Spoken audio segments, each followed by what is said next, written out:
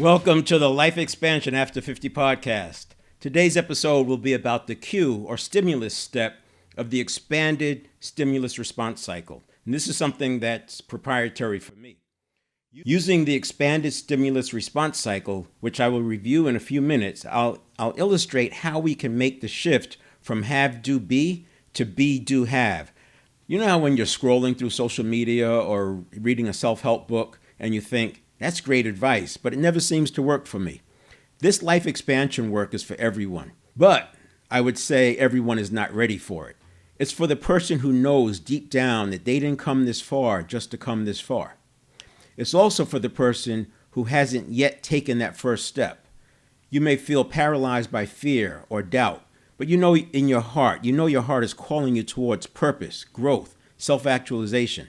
As I said, starting the journey isn't for everyone. Staying in your comfort zone, the space between your upper and lower limits, might feel safe, but over time, that zone can turn into a rut. You know how when you stay too long in that rut, it feels harder and harder to climb out? And while you can climb out, the longer you stay, the harder it gets. What will you learn today? We'll begin with a quick review of the foundational topics that we've explored so far. Beliefs, the stories that you tell yourself and how they shape your world. The next one is neuroplasticity, your brain's ability to change and adapt to new patterns. So the brain we're born with is not the brain we're going to die with, or it doesn't have to be. And much of these things that you think are out of reach for you or not available to you, it's simply because the way you are wired right now is not set up for this. Now, in order to figure it out, we've got to deconstruct it and then put it back together in a way that's designed for your life. And we do that with neuroplasticity. Typically, people think about neuroplasticity as happening in the second half of the stimulus response cycle. So the first half is pre-stimulus. The second half is the actual stimulus to the response. The prior 4 episodes, those were the pre-stimulus. The next one is priming, how your environment and focus shape your actions. But it's interesting, priming can come from external, it can come from internal, smells can create priming, anchors. There's so many ways that we can be hit with priming, and I went down that path of priming and cognitive biases in earlier episodes. It's so vast, it's so big, you can't train to it. What you have to do is condition in the right response. So we condition in a different response than was wired from 0 to 7, so that in your being, you're just doing automatically the right things. The next one was growth mindset. So that's the fourth of the 4 steps. Growth mindset, the foundation for resilience and continuous improvement. And a big point about growth mindset is people don't realize you can be triggered into a fixed mindset in an instant. And you can have a growth mindset about a topic, say a book, and you can have a growth mindset about most of the chapters in that book, but you can have a fixed mindset about a couple of the chapters. And similarly, you can have a growth mindset about the book and the chapters, but there's a few paragraphs in one of those chapters that you have a fixed mindset about. All it takes is a fixed mindset on one little small part, and it could stop you in your tracks because it's a fixed mindset and you don't see it being possible for you to go past that step. Now, from those 4, beliefs, neuroplasticity, priming, and growth mindset, we'll explore the critical 5th step, resetting your stimulus response cycle. That's the next 4 steps. Have you ever noticed how certain habits or reactions seem to run on autopilot, no matter how much you want to change them? This is where everything changes. You'll discover how to build automatic habits. I call it automaticity, putting automaticity to work for you. It's not that it was working against you, it was working for a different time and place. It was based on your 0 to 7 conditioning, figured out a little bit more from 8 to 18, operationalized and turned into your model of the world with the prefrontal cortex and its 20 billion neurons from 19 to 27.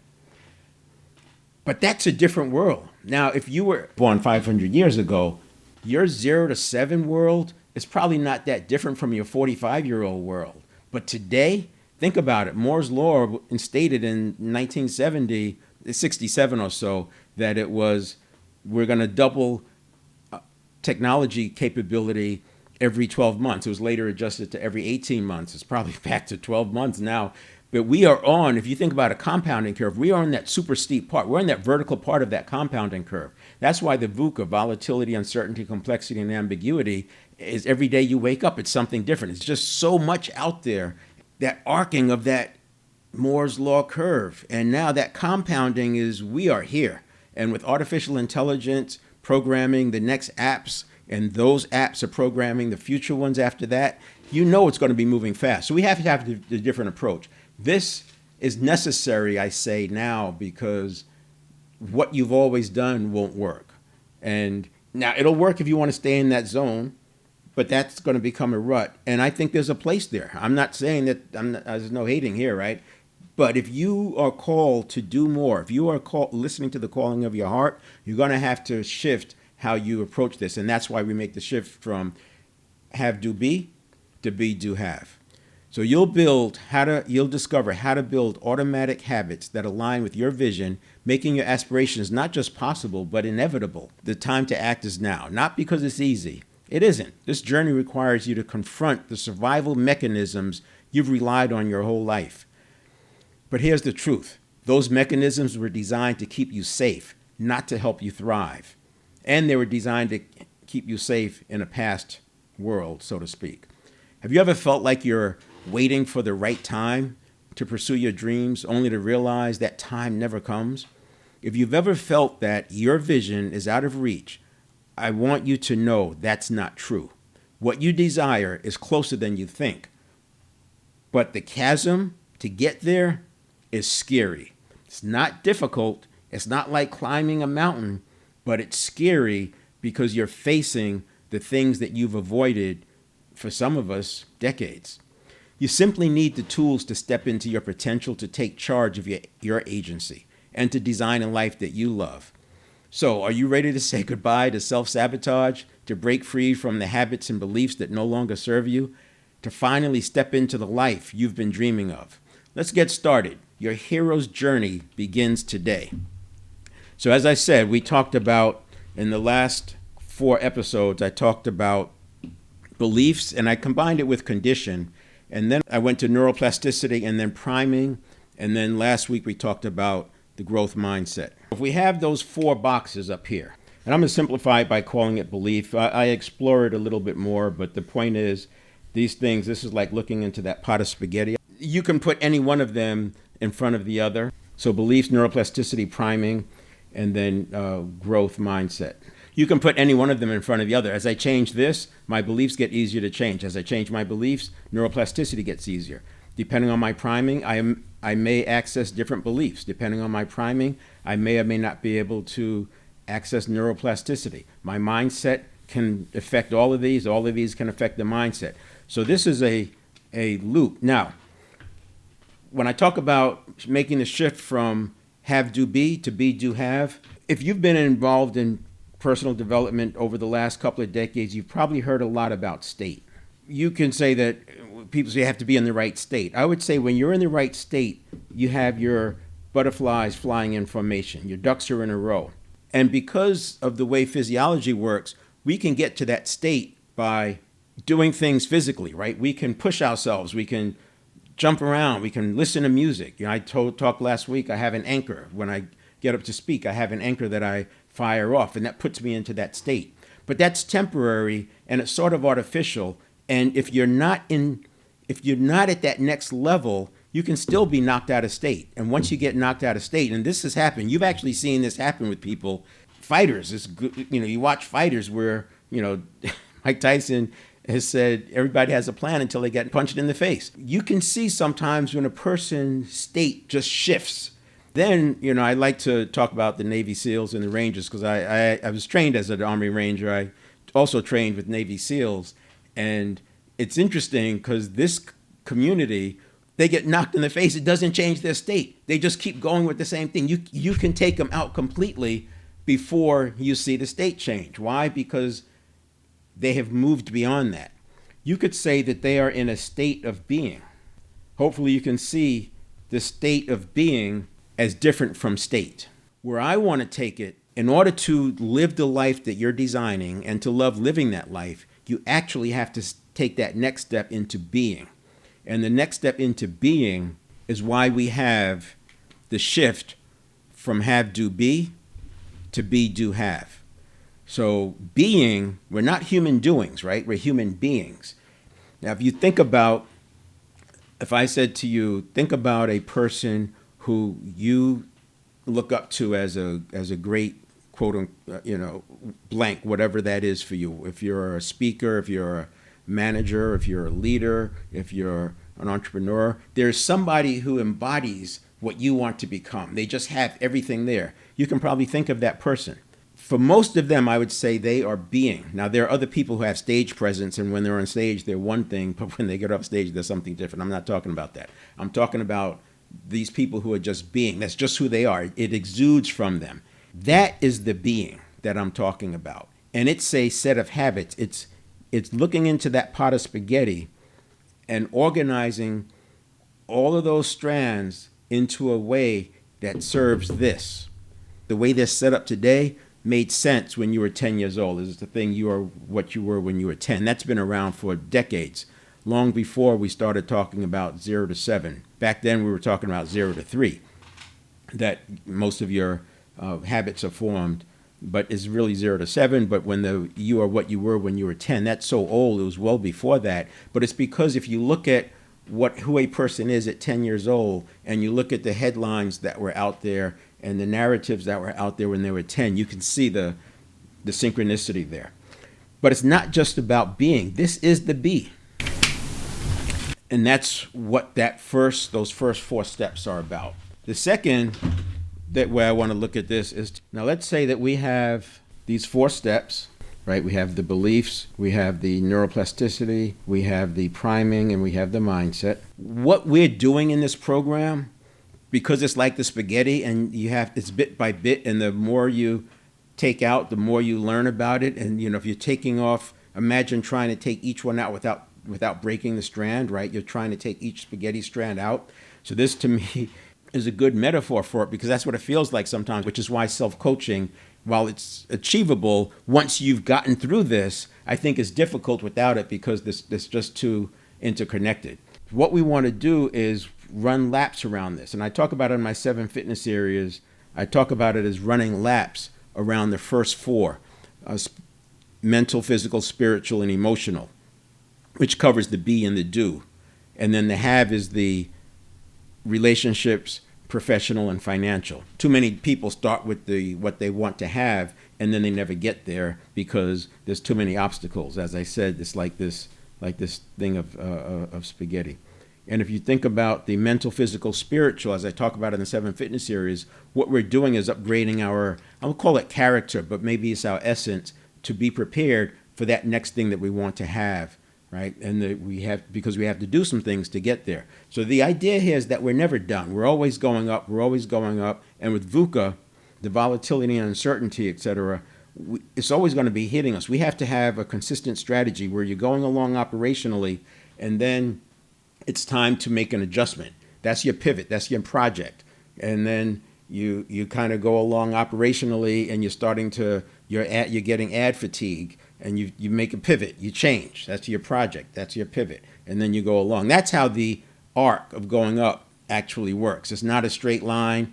It's kind of like this, but if you think about it like this, it makes sense, because you're going to focus on operational excellence, and then you're going to do projects. Some people try to do operational excellence way, way too long, and now they need a major change. What we want to do is make these shifts when they're just pivots. And I call a pivot anywhere in between, if you think about a clock face, from about 11 to 1, roughly in there. That's a nice little range where you can maintain your momentum by doing these shifts. If you go too far, imagine on the clock face you're going 12 o'clock and you've got to make a direction change all the way to 7 o'clock.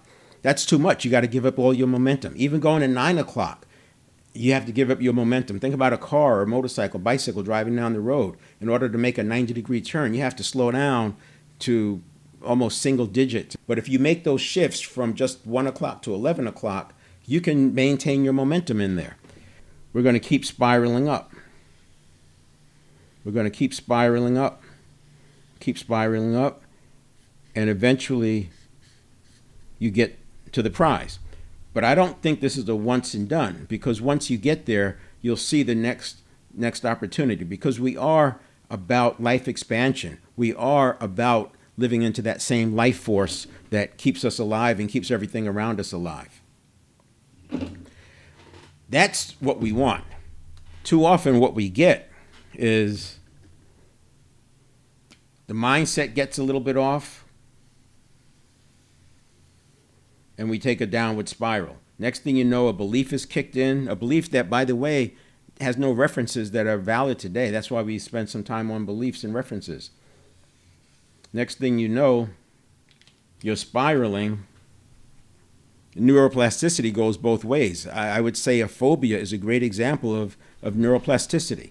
If you have a situation where you were passed over, or where you were, let's say, fired or something like that, or you lost a big sale, you could actually create a neural pathway around it. The more you think about it and replay it and replay it and replay it, you can build some neuroplasticity around that. And the next time something that comes in that's kind of like that, the priming kicks in, it throws you back off course. So you got your priming, you got your neuroplasticity. If these things are not serving, what they are doing is serving a downward spiral. And that downward spiral leads to this point where you say, where that voice, the voice that has been the thorn in your side, see, I told you so, and now it's reinforced. If this happens to somebody in their 30s or their 40s or their 50s, it explains why at 50 years old, they're just like, I'm not interested. What got me going on self-actualization when I trained in the neural change practitioner, even with neurolinguistic programming 40 years ago, I did the training with a lot of people who were psychiatrists, psychologists, counselors. And what was interesting is how many of them, when I would mention self-actualization, would wish that they could do that. They would wish that they could access that. And these are people in the field. And I said, well, everybody needs this. That's why I said it's for everyone, but everyone is not ready to take the journey. And sometimes we have to do a few laps even to be able to have the conversation. The next 4 steps, which we have the stimulus, we have the reaction, we have the response, and we have the emotional modulation. Notice I didn't say stimulus response. I said stimulus reaction response. I am not in the business of changing the actual wiring. That's how we're structured, like the whole neural pathways, all of that. I mean, obviously with neuroplasticity, you're wrapping new neural pathways with myelin. But the stimulus response and the action, that's like the engine and the transmission in a car. We want to make the car go faster. We're going to work on the engine. Maybe we may change the gear ratios in the transmission. But the basic engine and the transmission, that is it. But when you start talking about what we do change, it's the arrow. We have a positivity exercise. Positivity, I'll call it training. You see, this from stimulus to reaction is somewhere between 200 and 400 milliseconds. So think like 0.2 of a second to 0.4 of a second. So less than 1/2 of a second, we have that stimulus reaction. Most people who try to change their behavior are attempting to change it here. And the thing is, it's just too fast. Now, why is it too fast? Because the subconscious can process at 11 million bits per second. The conscious mind can process at 50 bits per second. That's right. Imagine that. 11 million bits per second. So in 0.4 of a second, the amount that can be processed by the subconscious, which is where the stimulus reaction is happening, is so significant that the conscious mind doesn't have a chance. This is why we say the subconscious has the tactical advantage over the mind. So what we have to do is we have to literally retrain the stimulus reaction. We literally retrain it. Again, I'm not changing what happens with the stimulus, and I'm not changing the actual reaction. What I'm doing is training it to look at something different. So for example, if you've ever been on a bike path, maybe going past a dog who's in training, you might see the trainer stop the dog, they'll make them sit, and they'll make the dog look at them. I've seen them turn their head and make them look at them. Or they just have the dog look at me, and they've trained that in because they don't want the dog focusing on all the things that are going on in the bike path, right? And so what you have to do is retrain the stimulus response processing to, it's not look at me, it's look at my vision, look at my purpose, look at what this means to me. That's the step that we do here. And that's what we'll be talking about that becomes the first step. I know that I'm calling the stimulus the first step, but I just want to make that clarification that it's really going to be this. Then the reaction is the reaction. And if you don't take charge of it, it could become a survival reaction. And survival reactions are almost always the wrong thing. Think about it like this. When you're calm and going along, your awareness is out. Your awareness is spread out. If you talk to people who've been in a gunfight, they talk about how it closes down. It might happen to you when you're in maybe thinking you're going to be in a car accident, it closes down. Survival responses start with this closing down. This is why you want to deep breathe. It's interesting. This makes your breathing get shallow. And the idea is that if you are, a lot of this comes from hunter-gatherer. If you're facing a tiger or you see a tiger, your breathing gets shallow because by breathing shallow, the tiger is less likely to hear you. I mean, it's as simple as that. At least that's what the books say. Obviously, we weren't there, so who knows, but it makes sense. By deep breathing, you can push your vision out. But also, by pushing your vision out, you can relax your breathing. This stimulus response cycle goes both ways.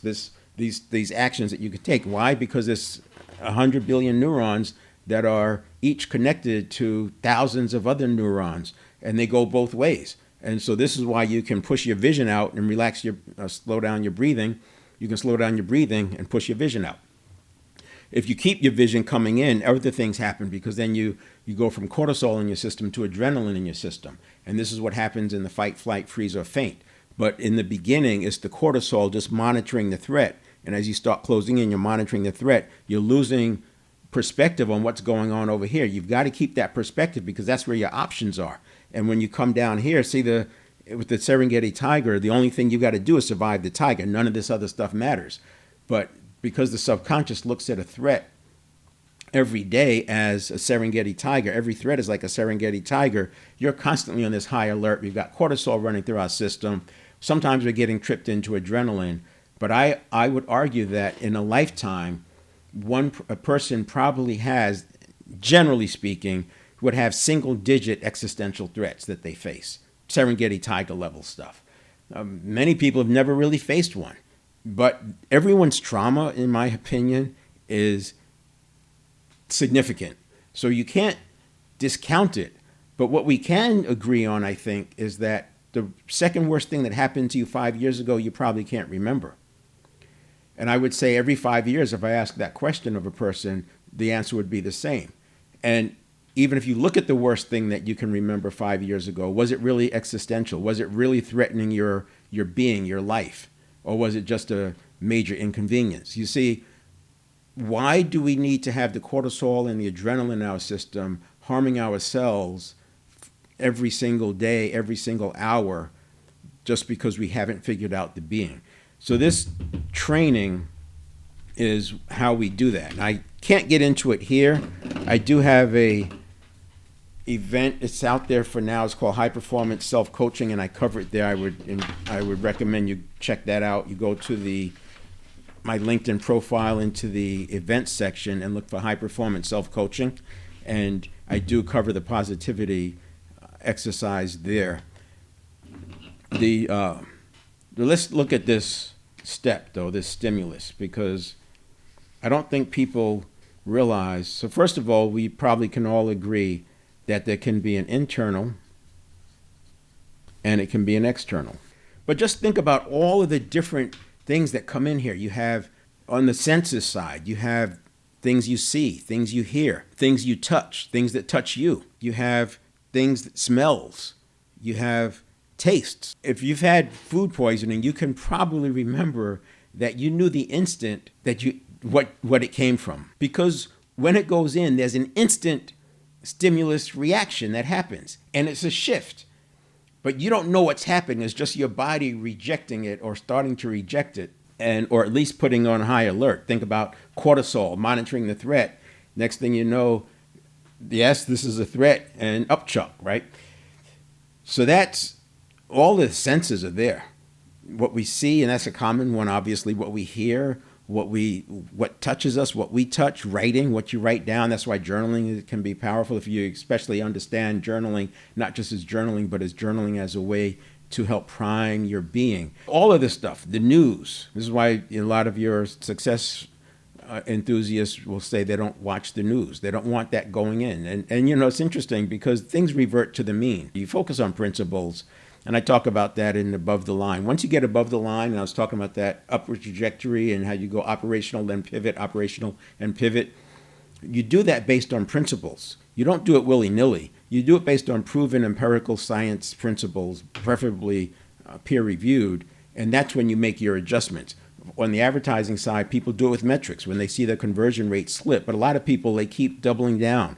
They keep pushing it further. And, I was watching a thing the other day, and the guy who spent $400,000 in advertising had not made one sale.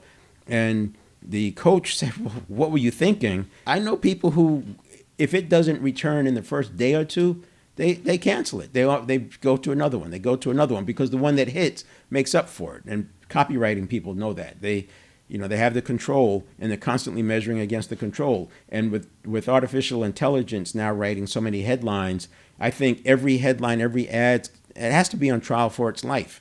You give it 2 or 3 days, tweak it 2 or 3 days, but you're testing it against a metric. And that's what I'm talking about, the principle. So when you're above the line, you want to be looking at your KPIs. Those are external, and you can start getting to the point where you're trained that when you see the KPI do this, then you do that. But what about the internal side? The internal side, you have your thoughts, right? The intrusive thoughts, the voices in your head, the voices from your parents, from your teachers, from the bullies, all of those. And you have your beliefs. The beliefs come up, and you have your ideas of what things match or what things mean. And because we have associations, you can link up things that aren't really connected, and you create these associations. And that's what's happening in the stimulus. The stimulus kicks off a series of associations. So what happens is, in that 11 million bits that it can process per second, you have these associations. And in those associations, now you have the neural pathways that are all connected with other neural pathways, not all, but neurons are connected with thousands of other neurons. And you have these associations, and those associations lead to the reaction. When we want to make a change, we change it at the association level. And here's a quick little exercise that you can do so I can illustrate this, because again, I can't go into the entire process of what I do here. Let's say that you have a word whisker. You say or you say or something like that. We can change that literally between now and the next time you speak. It's called a swish pattern. And what it does, you can even look it up. What it does is that it changes the association literally. So the way it works is you, as the speaker, first of all, you have to listen to yourself or watch a video, because most people don't know they say So watch a video of yourself and recognize when you say And you'll see that there's a pattern. You don't even have to watch yourself. Just think about that person who speaks that you're around and watch the pattern. You can almost predict at a 70% accuracy rate when they're going to say again, because it's one thing triggers the next, and it triggers it. You see it coming. You can see it coming. Watch TV for a bit, news shows. Obviously, actors and TV shows like that, they get that out of there. But when you're watching news, especially people who aren't used to being on camera. So what we want to do is watch ourselves on video if you can, or if not, just use your imagination. And you want to imagine seeing yourself about to say but not seeing yourself from the external dissociative view, viewing yourself. You want to view yourself from your own eyes. So in other words, you are looking out at people or some screen or something, and you might be able to see, if you look down, you might be able to see your nose. And I want you to think about having a picture of what you see milliseconds, like a half a second or a quarter of a second before you say So what is it that you're seeing just before you say What is it that you're feeling, right? What is it that you're sensing? So we're getting the kinesthetic, you're getting the visual. Maybe what is it that you're hearing? You're hearing your words. Maybe the words start to slow down. What are you hearing? What are you seeing? What are you sensing? And as soon as you get that picture, you take this little corner of that picture and you blow it up into a standing ovation, or to a person nodding their head in front of you saying, yes, I agree, or to a person saying, you got it. What we're doing is we're changing it at the association level. It's the swish pattern. You see the imaging, you explode this little corner up into an image of a future state that you desire. In this case, I'm talking about a standing ovation because we're not going to say And then you do that 4 or 5 or 6 times. Now, I will caution you. I don't like leading with the swish pattern. I don't think it's a panacea. It's not a fix-all. Saying is very, very contextualized. It's very narrow scope. The reason I caution people against using the swish pattern is because you don't know what's in these other associations. For example, we all have a self-control mechanism, and that self-control mechanism is at the association level. And if you start messing around with your associations, you could start screwing some things up. So use the swish pattern for ums, and I would say maybe other speaking idiosyncrasies. For example, this is a personal example. Sometimes when I would speak, and I catch myself doing it every now and then, but here's how fast it works. If I breathe in through my nose, you could hear the breathing sound through the microphone because it's a narrow passageway, and the air has to have a higher velocity to get a deep breath in my nose. What I did was I used the swish pattern to breathe through my mouth. So instead of breathing through my nose, I breathe through my mouth. By breathing through my mouth, you can't hear it. I literally just switched that in. Now, how long was I aware of it? Well, obviously in editing, I used to get rid of it in editing, but so you see it and hear it in editing, post-editing. Just seeing it didn't change it. And when I did the swish pattern, it changed. When we get to the point of being, and then when we go through the 4 steps of doing and we have the be and the do in place, you literally can change habits with just awareness. So I did that. That was a while ago. Now I can change a habit like that just by awareness. Because the pot of spaghetti, those strands are no longer just randomly placed in there. They're placed in there in such a way that I can go from here to there just by being. We're not downloading everything new, but we're rewriting that pre-stimulus stimulus response cycle to one that's designed for their life that they're going to love living. So I'm going to stop it there. Next week we'll come in and we'll talk about the reaction step and the survival reaction, but we'll focus on this next step that happens in here, which is the pause, and how to build that pause in, because the conscious mind, so the unconscious, as I said, or the subconscious, has a reaction, or that stimulus reaction is about 200 to 400 milliseconds, so less than half a second. The conscious mind has a reaction time of about 500 milliseconds, so a half a second. So we have a space before the conscious mind comes online, and what we want to do is make the decision around the reaction before I have my response. So that's it. Remember, these episodes will be going behind the paywall. If you subscribe between now and let's call it December, I'm going to say December 7th or so, right now, 7th or 8th, that weekend, you'll automatically be upgraded into the annual mastermind in 2025. The mastermind community, where you get group coaching, you'll get access to all of the episodes, you'll get discounts on subsequent programs, you get member-only benefits, but it's a mastermind. Right now, the pricing on that is $9.97. I'll start webinars on it in December, and at that time, these will go behind the paywall. So I recommend you do that. It's a bargain. If you don't like what you see, you can look at all the episodes. If you don't like it, don't sign up.